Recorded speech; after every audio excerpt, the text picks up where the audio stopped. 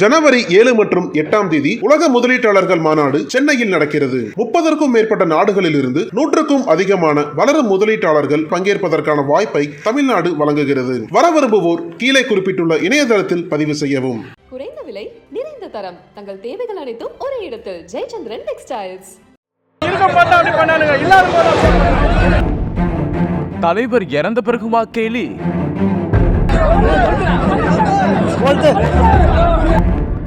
திடீரென கொந்தளித்த தொண்டர்கள். இறுதி ஊர்வலத்தில் தீ வைத்த சம்பவம். என்ன நடந்தது கடைசி நாளில்?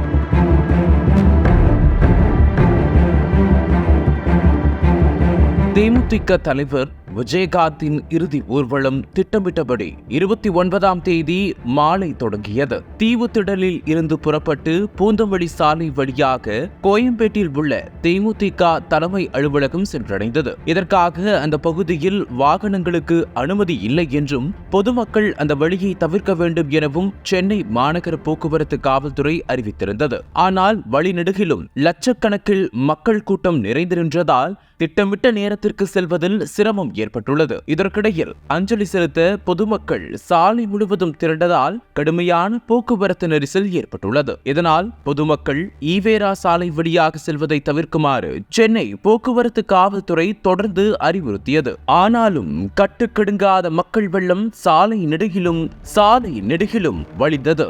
சாலை ஓரம் உள்ள வீடுகளில் வசிக்கும் மக்கள் தங்களது வீடுகளின் எதிரே நின்றும் மாடி மீது நின்று கொண்டும் கண்ணீர் வடித்து கதறி அழுதனர். தீவுத்திடலில் இருந்து கோயம்பேடு வரை மக்கள் வெள்ளம் நிரம்பி வழிந்தது. இதற்கிடையில் இறுதி சடங்கை பார்க்க பொதுமக்களுக்கு அனுமதி கிடையாது என்ற செய்தி பரவியதும் பொதுமக்கள் பலரும் கொந்தளித்துள்ளனர். இதனால் உடனடியாக கேப்டன் உடல் நல்லடக்கம் செய்யப்படுவதை பார்ப்பதற்காக தேமுதிக அலுவலகத்திற்கு வெளியே 8 LED திரைகள் அமைக்கப்பட்டுள்ளது. இதனையடுத்து அலுவலகத்தின் வளாகத்தில் இறுதி சடங்கு நடத்துவதற்கான அனைத்து ஏற்பாடுகளும் தயார் நிலையில் இருந்தது. இந்த நிலையில் இந்த காட்சிகள் அனைத்தும் செய்தி ஊடகங்களும் நேரடியாக இந்த காட்சி ஒளிபரப்பிக் கொண்டிருந்தது. அதே சமயத்தில் இறுதி ஊர்வலம் நடந்து கொண்டிருந்த செய்தியை மாலையில் வெளியாகும் பத்திரிகைகளும் வெளியிட்டது. அவ்வாறு வெளியான பத்திரிகை ஒன்றில் விஜயகாந்த் இறுதி சடங்கில் ஆயிரக்கணக்கானோர் கூடியதாக செய்தி வெளியிட்டுள்ளனர். இந்த செய்தியை பார்த்த கேப்டனின் ரசிகர்கள் கடும் ஆத்திரத்தில் கொந்தளித்தனர்.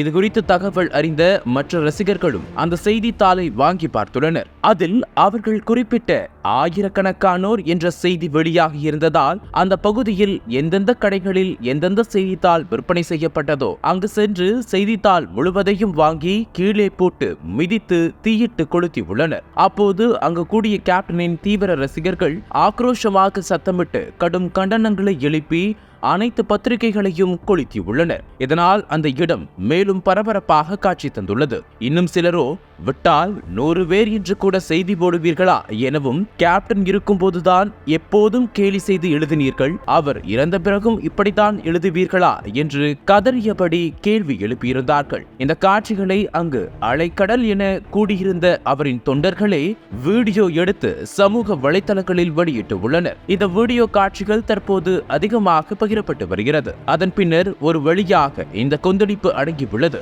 இதற்கிடையில் ஊர்வலமாக வந்த கேப்டனின் உடல் கோயம்பேட்டில் உள்ள அவரின் கட்சி அலுவலகத்தை நெருங்கியது. அதன் பின்னர் இறுதி சடங்குகள் நடைபெற்றன.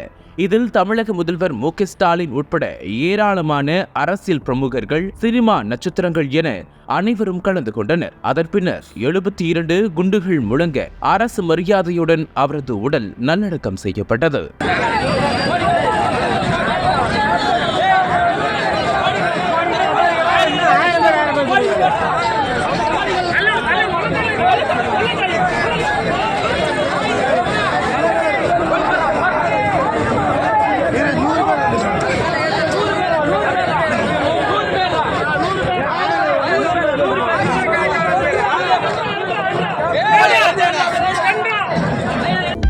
அனல் பறக்கும் செய்திகளை அப்டேட் செய்து கொள்ள நக்கீரன் களத்தை இப்பவே சப்ஸ்கிரைப் பண்ணுங்க.